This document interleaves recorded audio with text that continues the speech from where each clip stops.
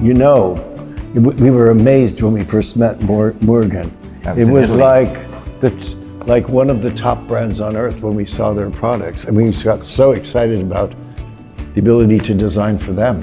Where you have this long bar, you have the dial, which is the balance, and the long, sophisticated, simple bar is tranquility.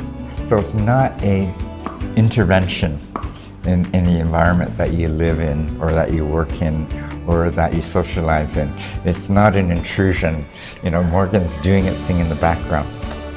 I think that in a weird way, it's a very luxurious product because it's so simple. You talk about simple, honest luxury today. It epitomizes that for the sophisticated buyer for their home. Something that is quiet and all-knowing in its own way.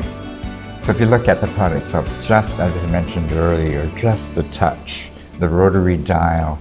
And the rotary dial in itself, graphically, is friendly in its own form, the circle. But there's purpose and function to that rotary dial because it's easy to operate. A lot of people have a fear of the sophisticated level. How do I operate it? But immediately when we did this MODO, this wonderful product here. Oh yeah, it is so intuitive. It has a presence, but it's super quiet presence. There's one other move you made, George, near the end of the process of design.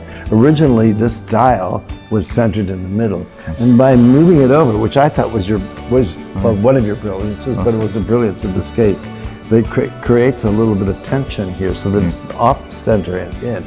That, you know, some people might say, "Oh, this is a minimalist piece." It's not a minimalist. It's emotive because it has that frisson of moving over. Yes. It has the little bit of the shadow lines, and that gives it its quiet personality.